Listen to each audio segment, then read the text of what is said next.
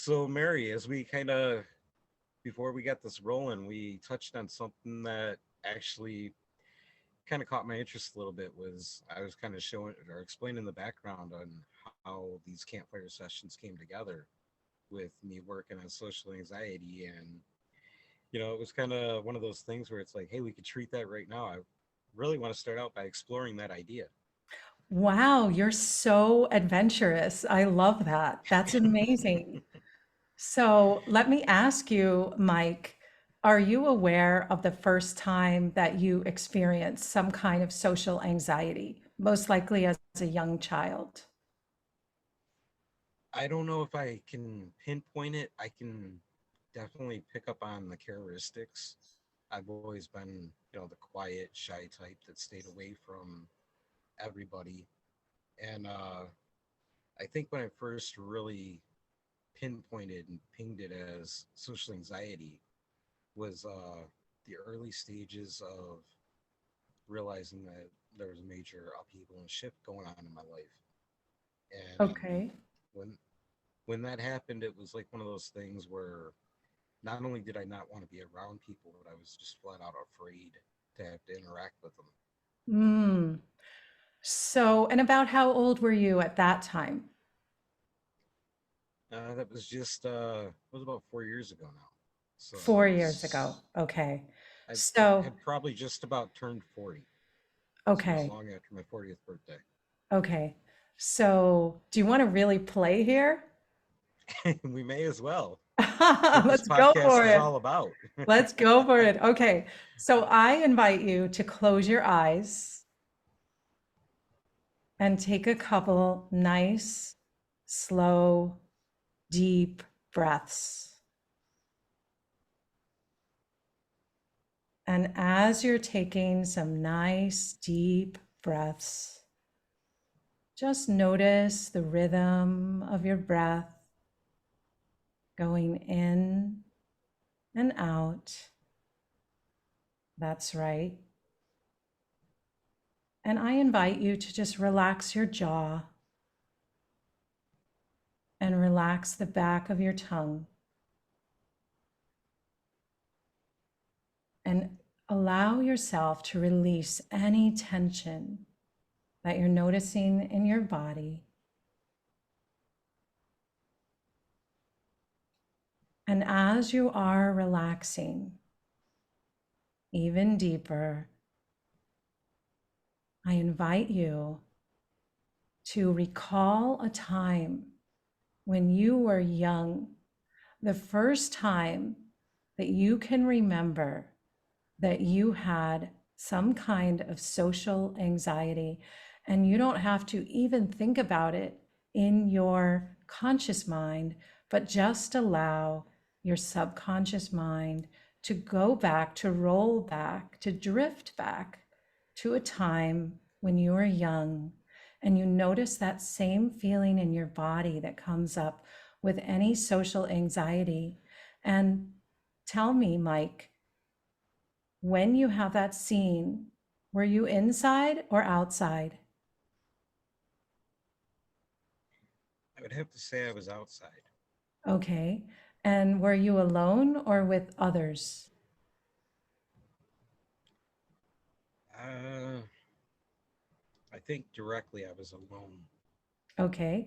And about how old were you? 8 Okay. You were about 8 years old. And are you comfortable saying what was happening in that scene? would probably have to be. It was not long after I found out that my grandfather had had a massive stroke. Oh, okay. So you're 8 years old and you had recently found out that your grandfather had a stroke. And what is that little 8-year-old beautiful boy feeling? Confusion, loss, Mm, change that I couldn't understand or that I didn't want. That's yeah. something that was gone. Mm-hmm. Confusion and loss and change that you couldn't understand. That's right. And what did you notice in your body at that time when you were so young? A lot of turmoil, a lot of stress, Mm, tension. mm-hmm. Okay, great. So you're this 8-year-old boy and you've got stress and tension in your body because your grandfather had a stroke and that was a loss to you.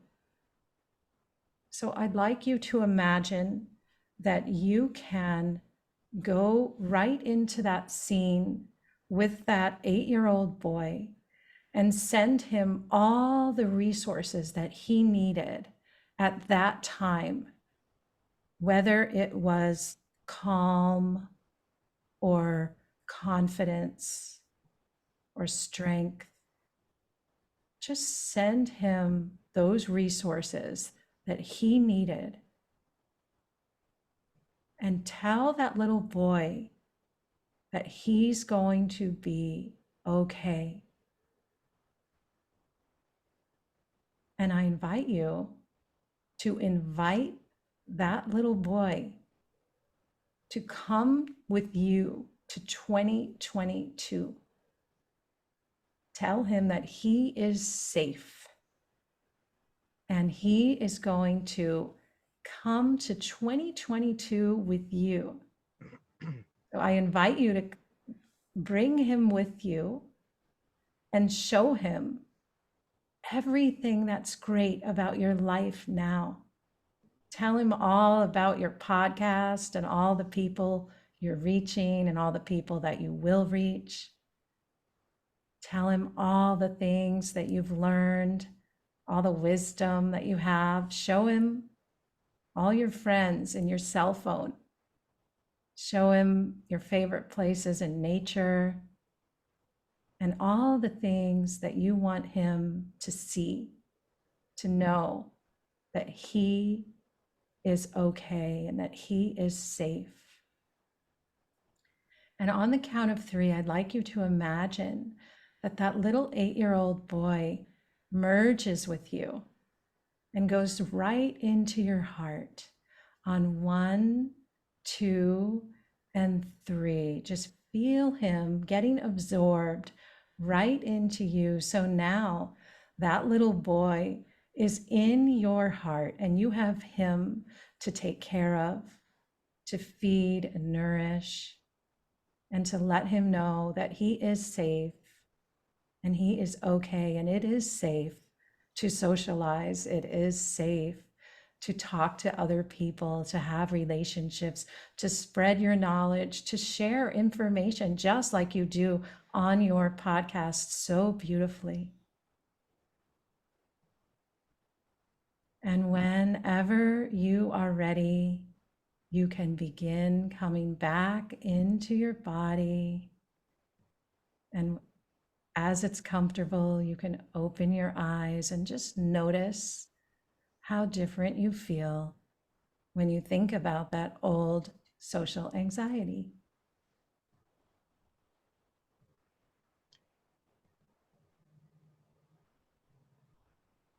It does feel a little bit different. Mm, And it's funny I say that because a lot of the techniques that we just went through, I think about the progression of the past few years and how a lot of this stuff I've kind of looked at has yeah, that's not really for me. And then I realize that a lot of the outdoor skills that I've learned over the years utilize all these techniques.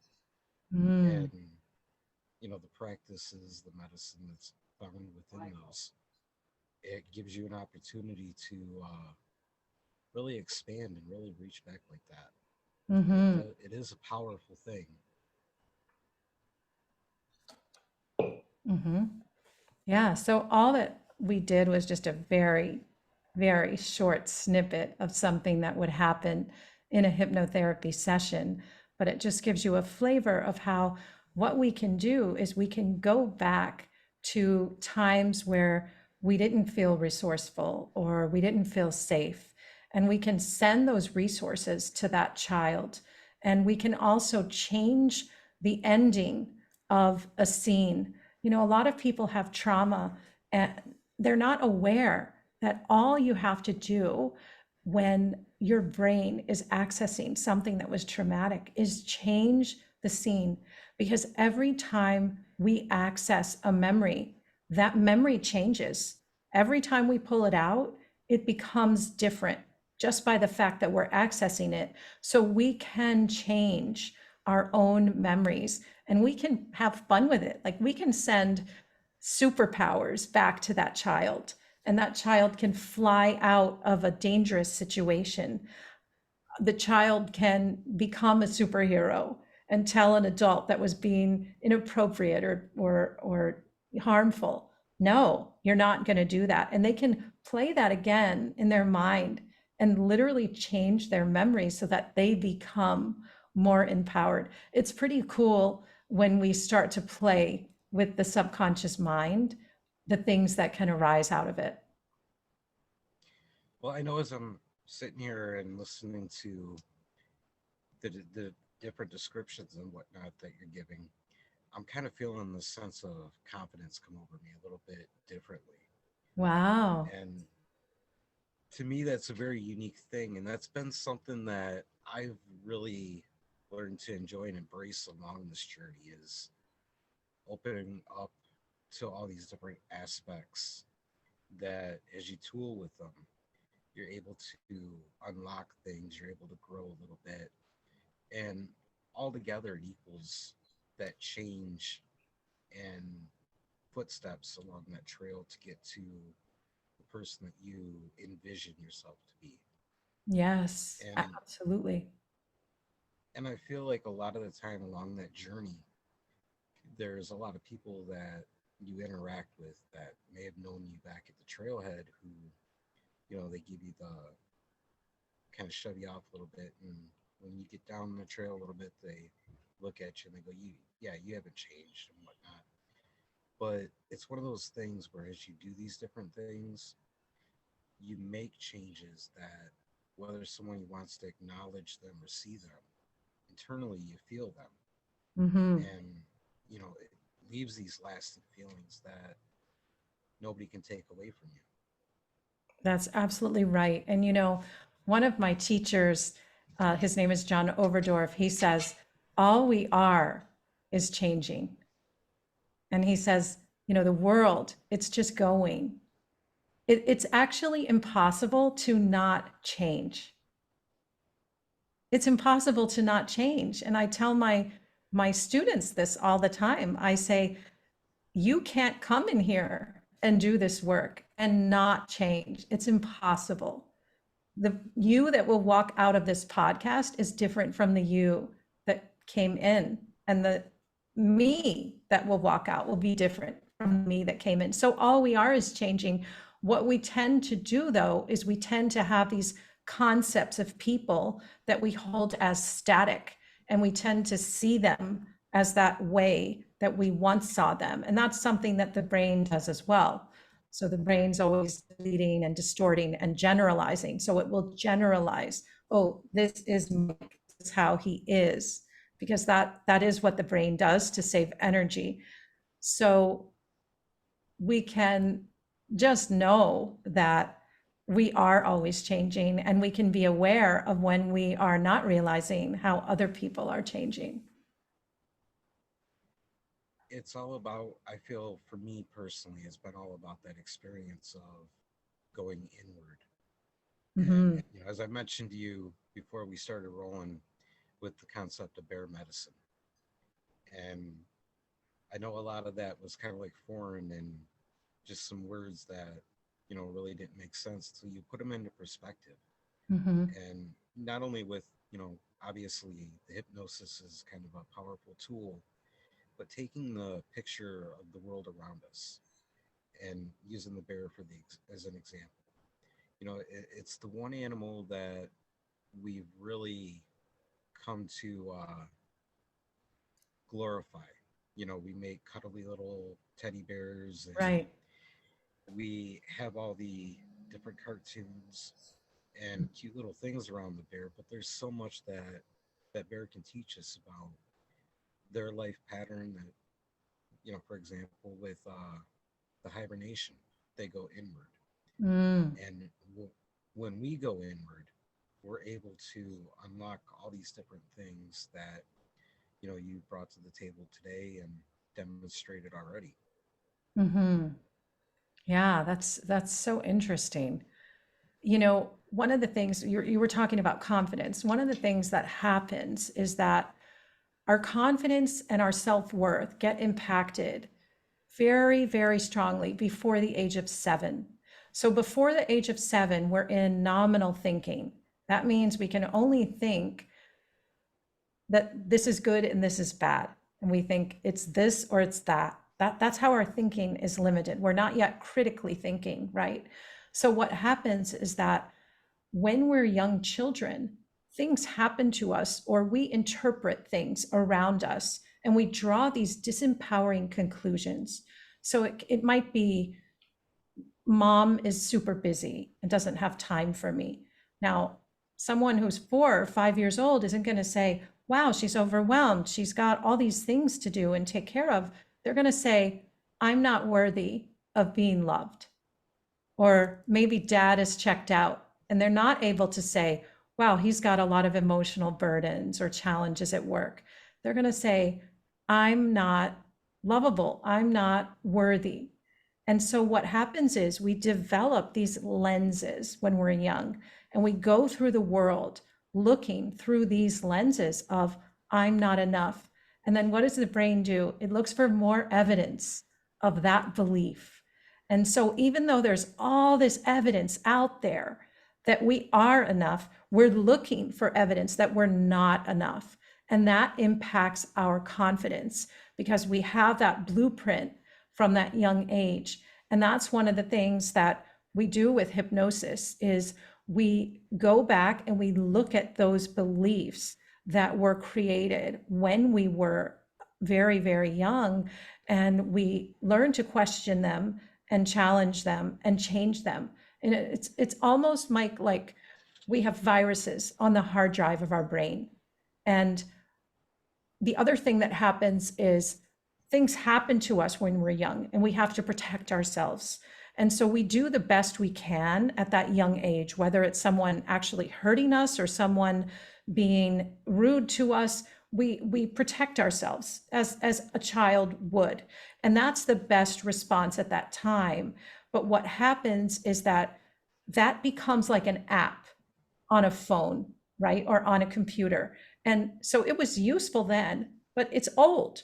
And then it's like 20, 30 years later, that app or that software is still running. It's outdated though, and it's not serving us anymore. So that's what hypnosis does. It's like what you're talking about. It is going inward, but it's going inward with surgical precision, with someone guiding you that knows the outcome that you want, because we can reflect very deeply ourselves. The challenging thing is that it's like the fox guarding the hen house. We can't really get into our own subconscious because that conscious mind is blocking it. No, it makes total sense. And, as you go through the process, which I experienced, and as we continue, I kind of get a lot of different feelings and sensations within where I'm feeling a lot of these different weird emotions come out that I'm not used to, like the confidence thing and whatnot. And I think about different experiences that we all share because, as you mentioned, we all build these different cycles up as we grow. And those patterns, yeah, they become maladaptive, but we fall into them so easy. So they affect other people. And as you become aware of them through, either hypnosis or just self growth and pushing yourself forward, and you start to go back and look at those maladaptive things that you fell into that were so easy to do, and you start to change them, you have such a major impact on the world around you because you take the time and you become aware and you put the effort in. And I think back to, like I mentioned earlier with my daughter, sitting, she was at that formidable age when we reconnected, Mm, and sitting across the picnic table from her, she was very insecure and whatnot. And then when I told her that this was all my doing and it was not none of your fault, I seen that, I guess, almost the same feeling that I experienced at the beginning of this. So to be able to really start, really put myself in those shoes emotionally for a minute, I think changes that whole context for me, mm, and really makes me respect that situation, that memory in a different kind of way. mm. That's beautiful. I was wondering if we should play around with this confidence a little bit and expand it. I mean, you're on That a could be a roll right here. dangerous thing. Do you think so? May as well. I mean, like I said, that's what this podcast is all about: is adventure and discovering whatever it is that's within us. Yeah, let's have some more adventure then if you're up for it. I've never really been the guinea pig on my own show, but why not? I love it. I love it. Okay. So shall we play with this confidence a little bit? Sure, why not? Okay. Okay, great. So I will invite you to close your eyes again and just go back to that calm, relaxed state that you were in just a couple minutes ago. That's right. And as you're connecting again to your breath, focusing on the rhythm of your breath, I invite you to tell me a context in which you are so confident. Maybe it's doing something outdoors, or maybe it's running your podcast. I don't know, but just if you're comfortable sharing it, give me a context where you are so confident. I think that would be standing in the boat out bass fishing. Mm, standing in the boat. And what's a situation where in the past you would say you lacked confidence and you would want more confidence? Any other context where you want to feel more confident? I think even today, at this point, it's still within those social environments and being Okay. able to not only interact, but then again, trust in myself. I still struggle with that one. Okay. So you don't have to share it with us, but can you just think in your own mind a context in which you felt uncomfortable and you felt a bit afraid to interact? And it could be with one person or with a group of people. And it's okay, you don't have to share that, but just tell me when you have that example clear in your mind. Okay. Okay, great. So I'd like you to tell me now what it feels like when you're standing in the boat. When you're standing in the boat, feeling confident, what do you notice in your body? My posture is a lot more stable. Mm-hmm. I feel very secure within myself, Mm-hmm. and that sense of thrill and adventure. And when your posture is stable and you feel secure, and when you have this sense of thrill and adventure, what else do you notice? That I'm happy. Ah, when you're happy and you're on an adventure and there's some thrill and you're feeling secure, your posture is stable. What else do you notice in your body?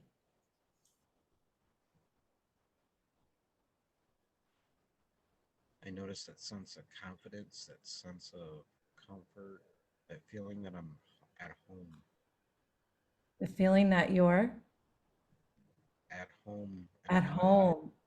Yeah, so feeling that comfort, feeling at home, feeling confident, feeling happy with that sense of thrill and adventure, but also secure and stable.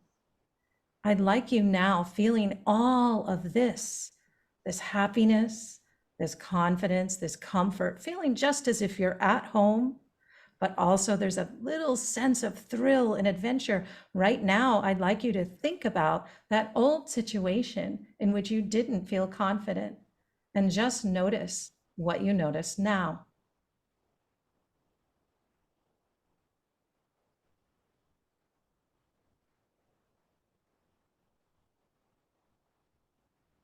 Still kind of feels like a far off gap between those feelings and the reality of being in those situations.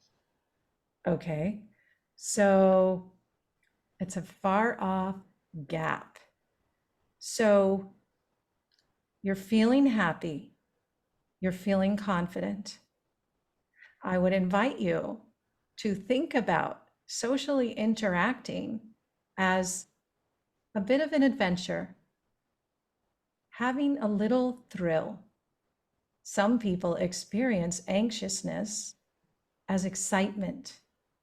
Do you know that the physical sensations in your body when you are excited are the same physical sensations that you have when you think you are feeling anxious?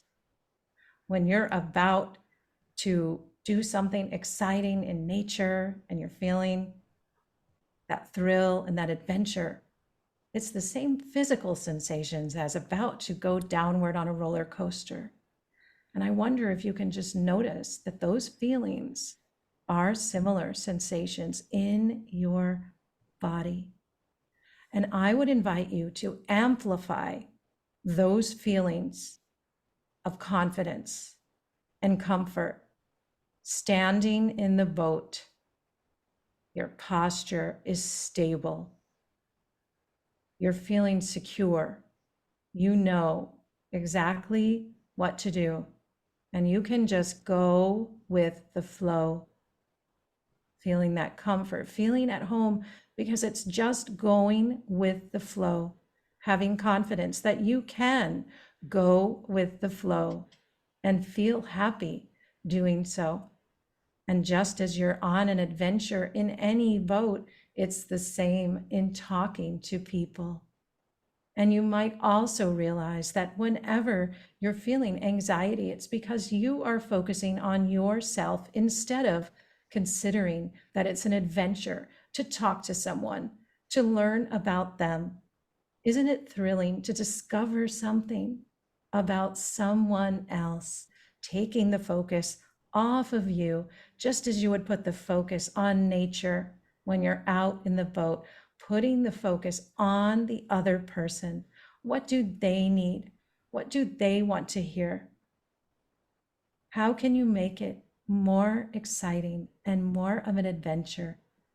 Bringing curiosity, just like you would have while standing in that boat. And I invite you now to turn up the volume on that confidence that you feel in your body. See yourself standing stable, strong, secure, feeling comfortable, feeling happy. Just imagine that there's a dial in front of you, and imagine that you can turn the dial up where that sense of comfort, of home, stability, and security can be amplified. Turn it up higher and higher. And as you're feeling all of this in your body, I invite you to again think of that time when in the past you had that insecurity and notice what you notice now. Okay, that definitely makes the gap a lot smaller. Cool. I think that's a context that I've never thought about or considered. So things are shifting and you are changing. And you can go with the flow and you can open your eyes whenever you like. And wow, what a great subject and adventurous subject you are to get hypnotized on your podcast. I love it. See, and I feel like that context though is stepping outside of the realm of survival mode that we all tend to live in, because you Mhm, keep that straight, narrow vision and mhm, aspect of the way you view the interactions. mhm. And that's kind of one of my stumbling blocks. It goes along with that and the idea of disconnection. So anything outside of those parameters, it starts out as almost one of those things where you can't really compute or put the words to on your own. So Mm, when you explain it in a context that ties into those things, mhm. it definitely made sense and made the shift. Yeah. It's interesting. I went to India to do a bunch of spiritual work, and it really boiled down to two things. Just all this wisdom from these incredibly enlightened teachers. And it really came down to we suffer for three reasons, actually. One is we are obsessing about ourselves. They called it obsessive self centric thinking. So when we're feeling that anxiety, it's first we're focusing on us, right, rather than the other, and what can we give them. And then the other one is we suffer when we are separated, when we feel separated from others, because in fact there is no separation, but we create that in our mind. The mind creates that separation. And the other reason that we suffer is because we resist reality. When we say, oh, I'm suffering because someone passed away. It's not that they passed away that's making us suffer. It's that we believe they should not have, right? When we resist reality. So what you were so skillfully doing with that old social anxiety is that you were focusing on yourself and seeing yourself as separate from the other. And so that can create that kind of a dynamic. And then also, your brain might be particularly skillful at projecting as to what kinds of things could go wrong. And, that comes from childhood. But when we stay in the moment and then we have curiosity and look at it as, like you said, in the boat, thrill and adventure, it can, the experience of it can change, can it not? Oh, it definitely can. I think really Seneca wrote a little line that was really sums all that up, is the fact that we suffer more internally based on the stories that we tell ourselves than the world is actually going to throw at us and project that real suffering on us. But then again, we're the only creature on this planet that does those sort of things, that tells ourselves all those different stories and gets Yes. in our own head to project and make things more difficult. Oh, that is so true, Mike. And that's one thing that I deal with all the time with my clients is that they are suffering because of their stories, or what I call also their meanings. And we we put these disempowering meanings to things when it doesn't have to be the case. And that also happens when we're young. It starts when we're young, and a lot of times we stack on that with other proof, so to speak. But I see this a lot of times with people that had trauma in their life. Instead of putting a meaning that someone else was disturbed or trying to meet their needs in a very bad way, they think something's wrong with them and they're damaged somehow, or they don't deserve to be treated better. And it's just there's so many examples of this. I remember hearing a story one time that really touched me. A woman was walking in a park, and she was walking by this man, and he spit on her. And so someone said, what is she feeling? And, of course, a lot of people, oh my gosh, she should go back and scream at him, and she's angry, or she's ashamed, she's feels devalued, right? There's all these meanings that come from where? From out of nowhere. And she found out when she turned around and looked to see what had happened that this man had no sight. He had no idea that she was walking in front of him, and he had, something in his mouth. So he spit it out. And so that totally changes the meaning, does it not?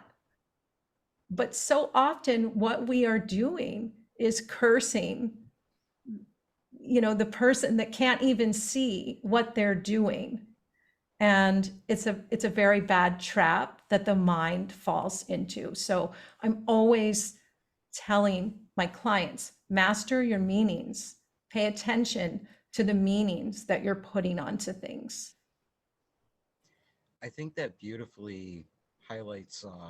There's a quote by Marcus Aurelius about how you're entitled to not have an opinion, and that's what you should express, is that lack of an opinion. Because in situations like that, the guy was blind, so having the response to yelling and screaming is completely out of context, completely invalid, and you're really doing a dishonesty to yourself. So practicing that lack of an opinion or that lack of an expression Mm-hmm. is showing off the greater side, the better side of yourself. Yeah. And it's so interesting because people talk so much about their truth, right? And so the truth of this man sitting innocently on a park bench and spitting a seed out of his mouth, that's all that happened that day for him right there in that moment. And the woman, that was walking by, she felt that she got devalued and abused almost by walking by this man. And so what's really interesting is that two people can be in one place and have such a different experience of what is happening. And we filter all of that through our experiences. We experience things based on our programming that has been getting formed since even before we were born. And so I always tell people, well, you think you're in a relationship with this person, you're not. Your childhood programs are in a relationship with their childhood programs. And that is why there's so much friction in relationships. Oh, definitely. It takes a lot of understanding and a lot of communication, and that's something I feel like it's lost in translation a lot nowadays. Because Mm-hmm. it's so easier just to, when you hit that rocky patch, throw it all away and go your own separate ways.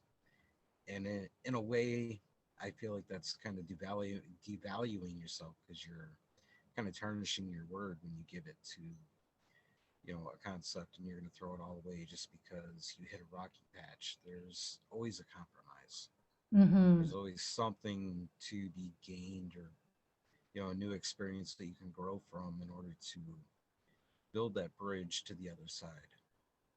Absolutely. I mean, we are nothing but constantly evolving, and we can embrace that or we can squash it down. And that's when we often suffer.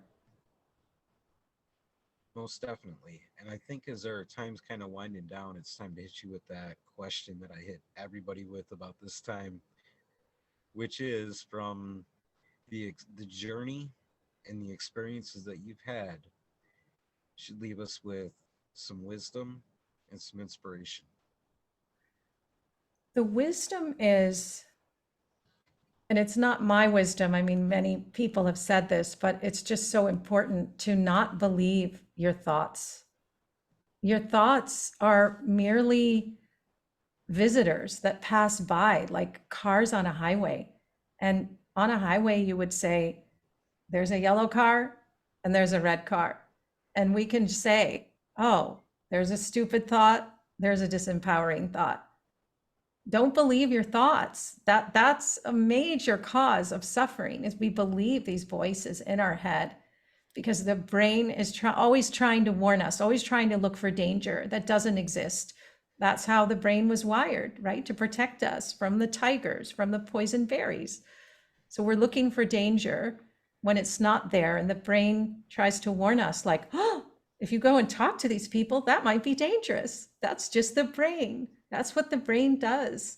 And so when we can say, oh, I appreciate you for trying to protect me, and I'll let you know if I'm actually in danger, but it's okay.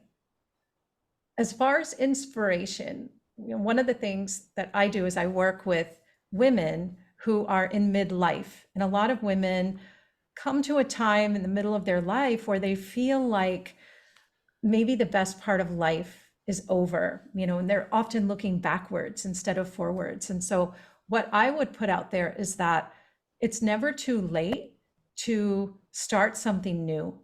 I love the stories that I find of these are with women because that's who I work with, but one woman, Ernestine Shepherd, she went bathing suit shopping with her sister at the age of 56, and she didn't like the way she looked in the mirror. So she took up bodybuilding. And if you could see photos of her at 75 years old, I mean, just such an amazingly beautiful person and spirit. And she's 87 now and still training women who are seniors in bodybuilding. And there's story after story. Ariana Huffington started the Huffington Post at 55. Rosemary Smith, she's an Irish race car driver who became the oldest person to drive a Formula One car at the age of 79. Dorothy Custer, she celebrated her 102nd birthday by parachuting off a 500-foot bridge in Idaho. And I could go on and on. I mean, Flo Mueller, she took up track and field at 60, and at 65, I think she had 15 world records. So we're never too old. There's always so much more that can unfold if we just don't believe our thoughts, get out of our own way, and live this thrill and adventure. We are definitely never too old to try something new.